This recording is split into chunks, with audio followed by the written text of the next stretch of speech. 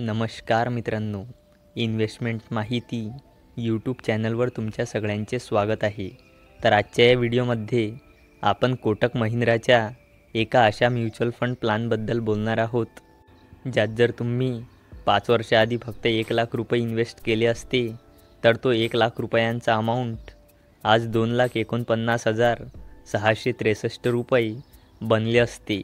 आणि जर तुम्ही कोटक महिंद्राच्या या म्युच्युअल फंड प्लॅनमध्ये जर 3 वर्षाआधी फक्त 1 लाख रुपये इन्व्हेस्ट केले असते तर तो 1 लाख रुपयांचा अमाऊंट आज 1,77,244 रुपये बनले असते.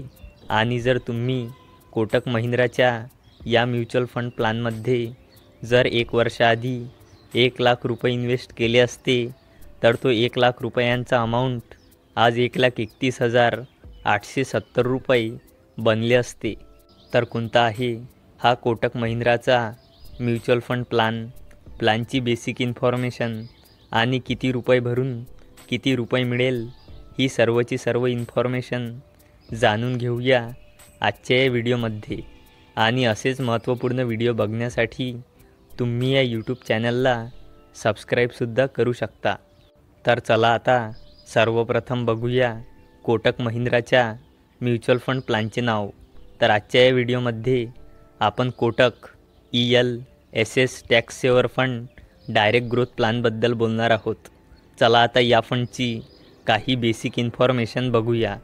तर या फंडचा ऑल टाईम रिटर्न आहे 16.6%चा. या फंडचे लास्ट 5 इयरचे रिटर्न आहे 20.1%चे.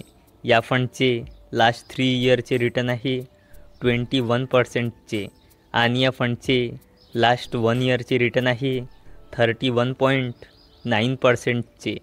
आणि हा fund HDFC bank limited, Maruti Suzuki India limited आणि ICICI बँक लिमिटेड अशा टोटल 60 कंपनीमध्ये हा फंड आपले पैसे इन्व्हेस्ट करतो. आणि या फंडचा NAV म्हणजे नेट ॲसेट व्हॅल्यू 112.16 रुपये आहे. फंडची रेटिंग 5 आहे. आणि या फंडचा फंड साईज 4,691.21 करोड रुपये आहे. म्हणजे लोकांनी 4,691.21 करोड रुपये या फंडमध्ये इन्व्हेस्ट केले आहे. आणि या फंडमध्ये मिनिमम 500 रुपयांची SIP स्टार्ट करता येते. तसेच या फंडमध्ये मिनिमम 500 रुपये लमसम इन्व्हेस्ट करता येते. आणि या फंडचा एक्सपेन्स रेशो 0.55%चा आहे. चला आता बघूया एक्झिट लोड. तर या फंडचा एक्झिट लोड नील आहे, कारण या फंडचा लॉक इन पिरियड 3 वर्षाचा आहे. चला आता बोलूया टॅक्सबद्दल. तर तुम्हाला एका आर्थिक वर्षात 1 लाख रुपयापेक्षा जास्त परताव्यावर 10% LTCG म्हणजे long term capital gain tax द्यावा लागेल. चला आता बघूया Kotak Mahindra mutual fund house and investment ऑब्जेक्टिव्हबद्दल.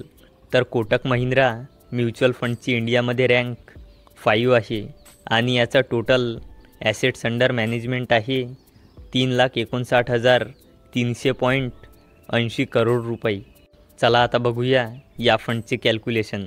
तर या फंडचे लास्ट 5 इयरचे रिटर्न आहे 20.1%चे.